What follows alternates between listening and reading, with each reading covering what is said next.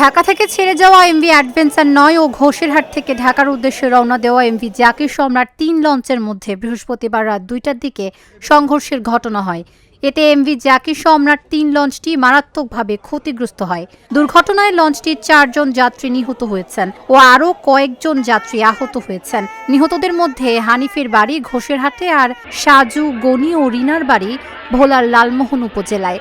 নিহতদের লাশ Sadarghat launch terminal থেকে পরিবারের কাছে হস্তান্তর করা হয়েছে।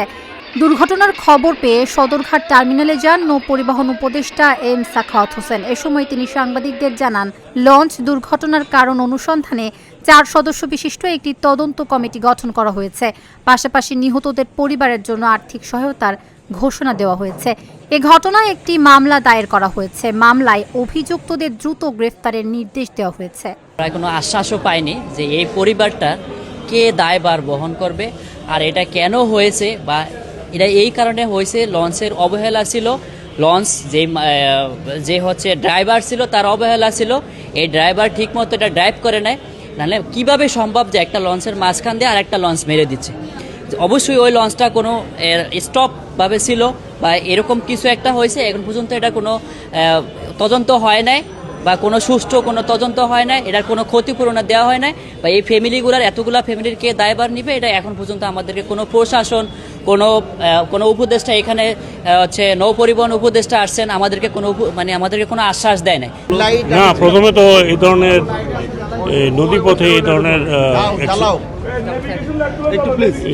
নদীপথে এই ধরনের অ্যাক্সিডেন্ট দুর্ঘটনা নট অ্যাকসেপ্টেবল। কারণ আমরা মনে করি নদীপথ সব থেকে সেফ। সেইখানে দুর্ঘটনাটা কেন ঘটেছে, কেন একটা উল্টা পথে গিয়ে মাঝখানে মারলো কীভাবে, এটা একটা ইনকোয়ারি কমিটি হয়েছে 8 সদস্য নৌ মন্ত্রণালয় থেকে। 7 দিনের মধ্যে এই ইনকোয়ারি কমিটি যখন রিপোর্ট দেবে সেই রিপোর্টটাও জনসমক্ষে আসবে এবং যারা নিহত হয়েছেন তাদের আত্মার মাগফিরাত আমরা সবাই কামনা করছি। অত্যন্ত দুঃখজনক ঘটনা। আমাদের তরফ থেকে বিআইডব্লিউটি এর তরফ থেকে তাদের দাফন কাফনের জন্য অন্য কিছুর জন্য ট্রান্সপোর্টেশনের জন্য 1.5 লক্ষ টাকা করে দেওয়া হচ্ছে ইমিডিয়েটলি, এবং যারা আহত হয়েছে তাদের চিকিৎসার জন্য 50,000 টাকা ডাইরেক্টর শিপিংয়ের তরফ থেকে দেওয়া হবে। আর কতগুলো ইনস্ট্রাকশন দেওয়া হয়েছে যে কুয়াশার মধ্যে ঘন কুয়াশায় কোনো লঞ্চ চলবে না, তারা যেখানে আছে সেখানে ডঙ্গর করে থাকবে। যা বলা আছে 200 মিটারের ভিজিবিলিটি না হলে সেই লঞ্চ চলবে না। প্লাস একটা স্পেশাল সার্ভে করা হবে, যারা চালাচ্ছে, যারা সুখানি, যাদের অ্যাসিস্ট্যান্ট, তাদের লাইসেন্স আছে কি না, তাদের যদি পরীক্ষা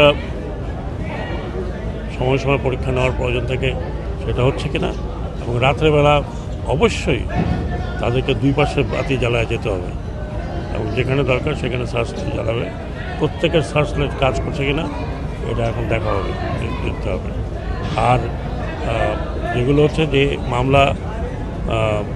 মামলা হচ্ছে চাঁদপুরে মামলাটা হবে, সেই মামলা এই যারা লঞ্চের সাথে জড়িত তাদেরকে অ্যারেস্ট করা হবে। এখন পর্যন্ত বোধহয় অ্যারেস্ট করা যায়নি, কিন্তু এরা তো পালায় থাকতে পারে না, কারণ এরা সব রেজিস্টার্ড।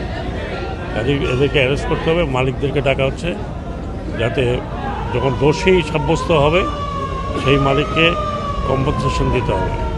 এই ইনস্ট্রাকশন আমাদের আগেও আছে, কিন্তু যে শক্তভাবে পালন করা হয়। অন্তত এই জানুয়ারি মাসটা, যখন জানুয়ারি ফেব্রুয়ারি কুয়াশা বেশি থাকে, সেই সময় লঞ্চ ছাড়ার আগে তাদেরকে ওয়ার্নিং দেওয়া হবে এবং মাঝপথে প্রয়োজন হলে চাঁদপুর এদিক ওদিক থেকে ওয়ার্নিং দেওয়া হয় সেই, এবং ইন্সপেকশন থেকে ইন্সপেকশন করা হবে। মোটামুটি এই আমি নিজে দেখতে আসলাম।